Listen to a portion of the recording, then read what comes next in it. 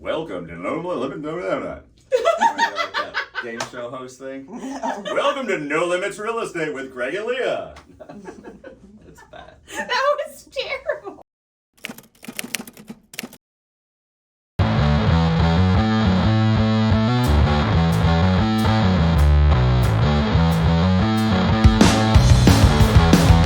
Welcome to No Limits Real Estate with Craig and Leah. Good morning, Craig. I'm excited about today. I am too. We got some good stuff to talk about. We do. I don't know what it is, but We haven't come up with it I yet. am 100% convinced it's good stuff. It always is good stuff. So maybe you should start it off.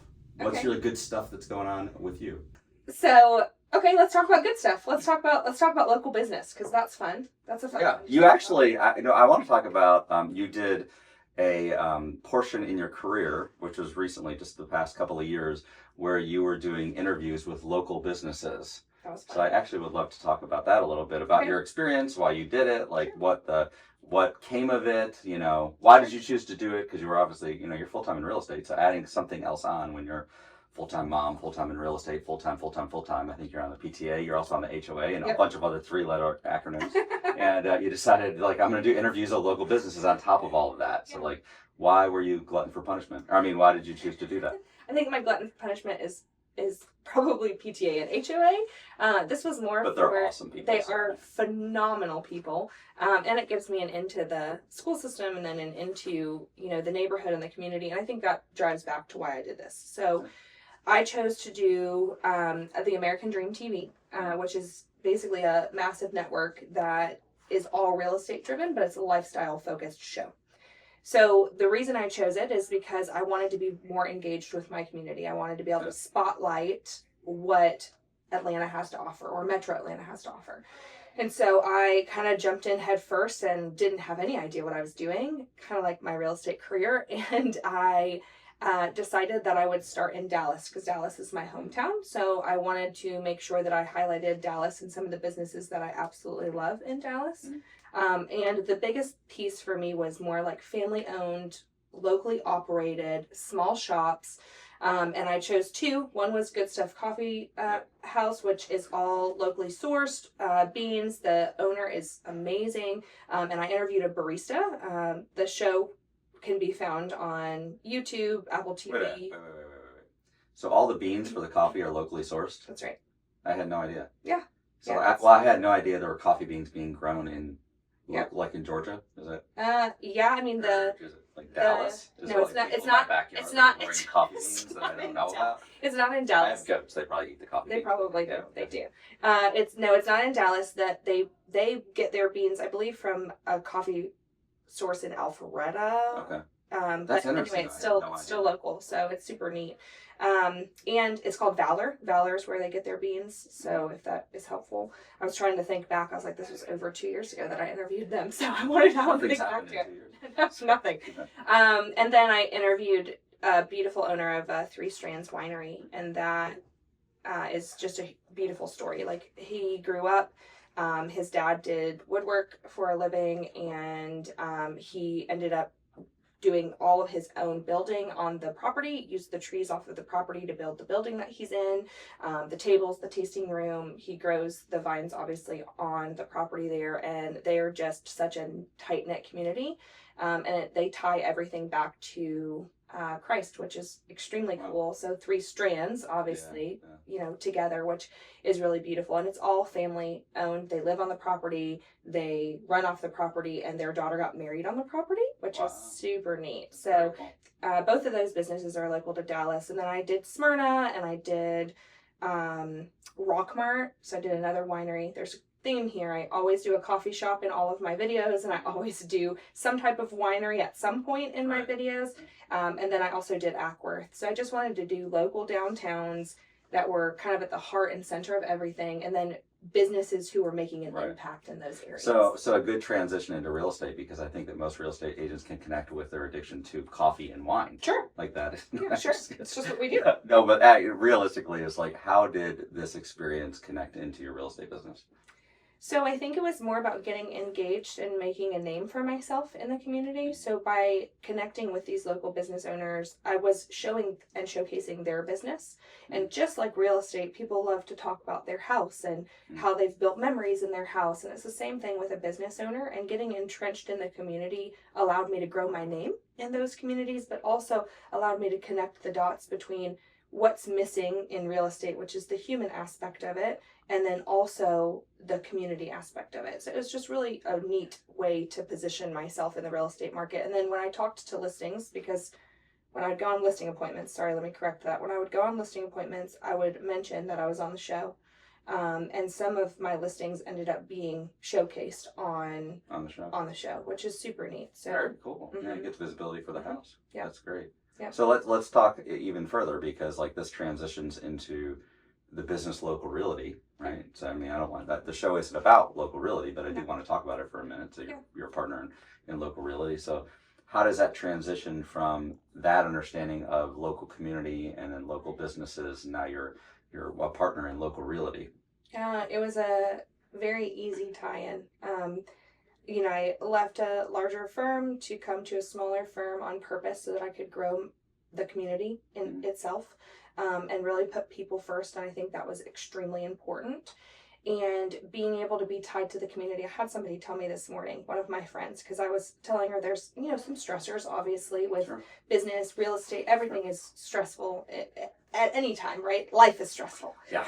Life comes with challenges. That's right. Otherwise you stay in bed. And so I was explaining it to her, and she said, she says, what's interesting is that you are so ingrained in church and the community and your real estate business, and people know you when you walk out the door, and people know you, they know your face, they know what kind of impact you're making. And I think that's why I did the show, but that's also why I wanted to be a partner in Local, was because I wanted to do something greater than what I was doing before. So what's your hopes of like Local Realty? What's your personal hopes of Local Realty? Like where what it grows into, what it does, what impact it makes on the community. Sure. I mean, it's been interesting like how it has been impacting the community, but it's also been interesting like how people have aligned with the business model. And they like it seems like it's an like an undertow to a lot of people's DNA, like that work in this business, is like you're selling houses and providing a service in the local community, right? This is where people live, and this is where people love, and they create families, and they grow their families and all this stuff in these local communities. So it's like local proprietors, local businesses are very relevant. Our service providers, our first responders, our school systems, those are all very, very intimate to our local experience, right? And how our lives are grown. But how have you seen like some of these changes? What are some of the things that kind of stand out for you? I think it was about creating a place for agents where they feel like they have a purpose again. That's huge. And then from a community standpoint, it's really watching the foundation take off for me. I want to see it grow in a way that we didn't even know possible, right? Yeah. Like where we are so ingrained in the community that when they think, oh, I need something, they immediately think, oh, the foundation can help us in some way. Yeah. That's what I want to see. I want to see the community aligned with our vision, just like we want to align with the community. I think that's super important. Yeah. And I think it's important to understand that the foundation is a true 501c3 foundation.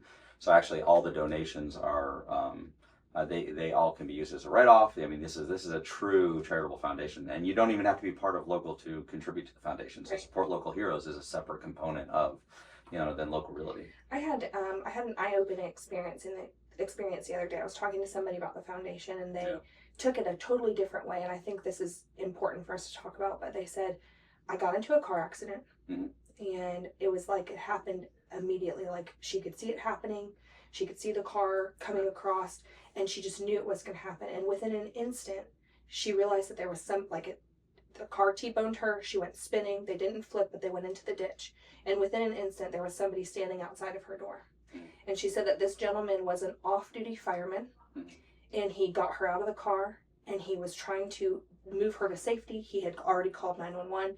And she said in that moment, she realized like he didn't have to stop. He had already had a long shift and he was on his way home, but he stopped because he wanted to help. And she said, that is the type of impact that I want to, like, that is the type of person I want to help. Those people who don't have to help, but they do it anyway. Oh, that's cool. Those are the type of people that I want to, support. And so she was telling me, she's like, I align with your mission because it hits so close to home. And I think that happens for a lot of people. It's like they go out every day, school teachers, firemen, EMTs, police officers, and they risk their life every day for us, and they do something greater for our community, and it is our job to give back to them because they're not supported enough. Mm-hmm. That's awesome. That's a great understanding and articulation of like what is the purpose of the foundation and what is the impact in the community. So there's Earth Day coming up. Yeah, super actually, exciting. I think Earth Day is actually today that we're recording, and then we're celebrating it on Saturday. So we have a big event at Local Realty. So do you want to talk a little bit about Earth Day? Yeah, sure. So you know this is going to be an interview. I did. I'm getting interviewed instead of like talking. This wasn't the intent, and there's actually nothing on the script about Local Realty, so it's just where it went. But we're not going to do this every time, but it's kind of a good discussion. Well, so Earth Day is supposed to be a client event. So what we want is we want to be able to, again, impact the community, but also invite our clients out to a way that they can get rid of junk, right? So we've hired all these awesome dump trucks, dump trailers, I guess is what they are, and then a big, huge shred truck. So a secure document shred truck. And our goal is just to be able to give people a place to dump their stuff. Right. Because what's happening is you could spend a ton of money at the dump, right? You take all your junk there, they weigh it, then they charge you for it. We're giving you an avenue to be able to dump your junk without having to pay for it. For secure documents, And secure documents, and document shredding is expensive, and you can watch them get shredded in front of you. But right really after it's... tax day. Yeah, it right? Seems like it makes sense. We have all these vendors that are coming. We really just want it to be a fun, community-involved event, but also a way for our clients, hey, if you're going to list this summer, like, let's get rid of your stuff. Yeah. Like, let's move it, let's get rid of your stuff. Clutter everything. As much as you can. Yeah, that's right. And everything's accepted except for paint cans, tires, and mattresses. Cool. I can't say them any faster because I'll mess them up. So you have since we're going down this path of interviewing you, it's kind of fun and you're doing a good job. Doing an okay job. Yeah, it's okay. Don't let the ego grow too much. Okay. No, I'm just kidding. Great job. And you have a mastermind you're gonna do? Yeah. So excited about what's the goal of the mastermind? Like, what is the topic? I just want to, like, a group of top performing agents get together. Yeah. And what do they want to talk about? You know what? It's funny as I haven't even planned a topic yet. I wanted it to maybe we need to plan it, right? Well, I wanted it to be an open discussion because my thought was I'm planning this mastermind with agents from all different firms. Yeah. And and 2 lenders, and the goal is for us to just get together and collaborate on what's happening in the market. Yeah. How's the market moving? What are you seeing in your business? And how do we grow each other, right? Yeah. Because the truth about agents, and we hear this time and time again, is that there's so much competition, and there doesn't need to be competition. There's enough fish in the sea for all of us. And really it's about collaboration. So when you're working with other agents, you should collaborate with them to get yourself to the closing table. There should never be a competition. Healthy is fine. Healthy competition is great. Like, how many listings do you have? Okay, let's go see if we can get it. Like that's healthy. But when you're competing because you're trying to steal things from one another, that's unhealthy. And so I think this mastermind is going to be built around collaborating to grow each other's business. And that's our goal. And I've got, at this time, I've got 9 agents that will come and 2 lenders. Yeah. And it's just going to be healthy conversation around what's happening in our business. I think, when I was selling, I think some of the best relationships I had was between agents. It was agent to agent relationships. When I got into brokerage and running brokerage firms, it's a little different when you get to the brokerage level. So there's a lot of recruiting and retention going on. Yeah. But I agree that there needs to be more of a open dialogue and open conversations with agents, because agents support agents. Like, agents are bringing clients together like your business model brings clients to my business model, and we connect them together and get deals done. Like, that's how it works. Yeah. And I can't tell you, there's nothing more fun than looking at a listing and being like, I know that agent, I love working with them, and I know they're awesome and they're professional, and that's who I want to work with. There's nothing better than that feeling when you know that there's an agent on the other end that you know, like, and trust. And offers the same way. Like, you get an offer from an agent that you really trust, it's easier for you to tell your client, hey, I know this deal's going to go well because this agent's on the other side, right? And I think the mastermind also is going to be built around, okay, how do we hold each other accountable, right? So accountability, I think, is huge in this business, and sometimes we forget that we need to have accountability partners because we run an independent business and we are an independent contractor, but that accountability circle is so heavy, and I think that needs to be something that we lean into. I did a lot of circle prospecting before COVID, and I need to get back to doing it, but I did a lot of circle prospecting before COVID. And one of the things that I loved was taking another agent with me. It wasn't about competition. If we got a list, if we got a listing from the subdivision or if we got a buyer, we just said, okay, whose turn is it? Okay, it's your turn or it's my turn, but we did it together. And the reason for it is because if they're going to show up to the neighborhood to circle prospect, I need to show up to the neighborhood to circle prospect. If they're going to get up and spend time marketing, I need to get up and spend time marketing. Spur each other on. Yeah, it's an encouragement.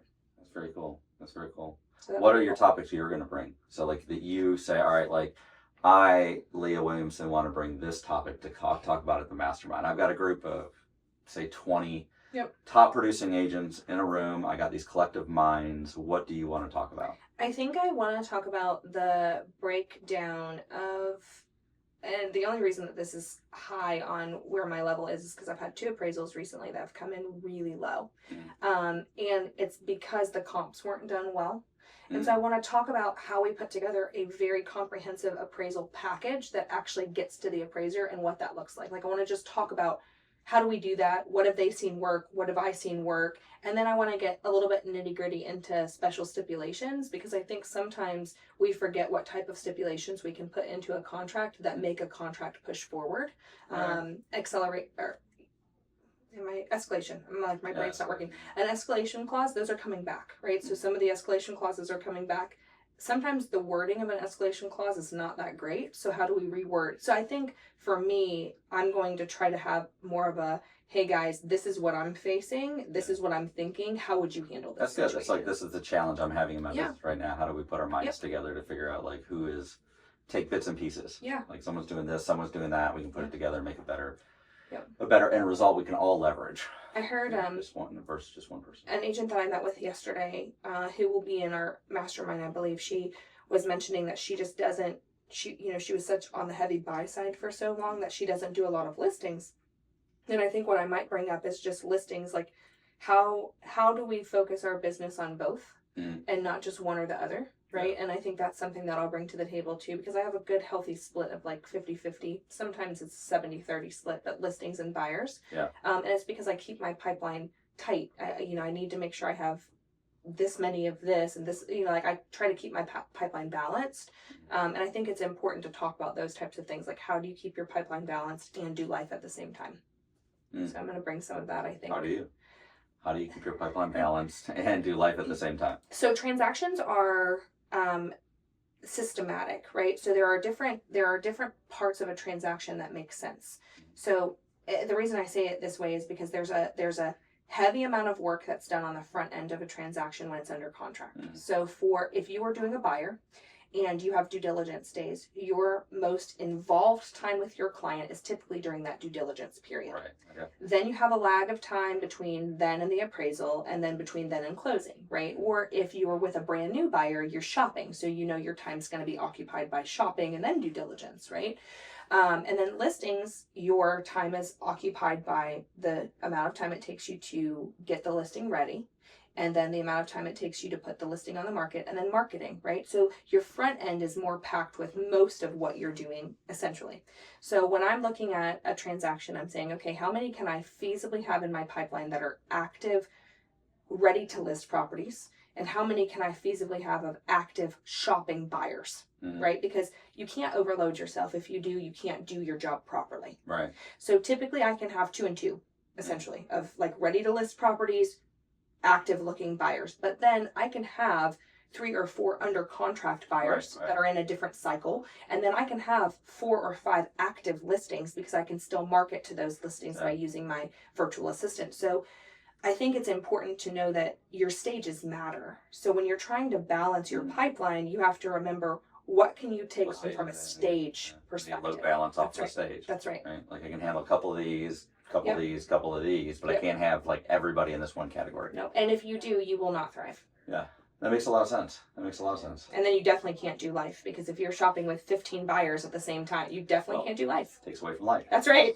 So much time in the day. That's right. Well, perfect. I think that was a great, well-rounded, scope of topics from, your past stuff that you've done in interviewing and local realty and what you're doing with the mastermind, your thoughts about real estate itself. So it's kind of like today was all about Leah. And Not an that every day interview will with all be Leah. about Leah, but we'll talk about lots of other things. But I think it was a great conversation, so I appreciate the time. You're welcome. Awesome. Next week we'll interview Craig. It's gonna be great. Yeah, come on. It'll be a very short conversation.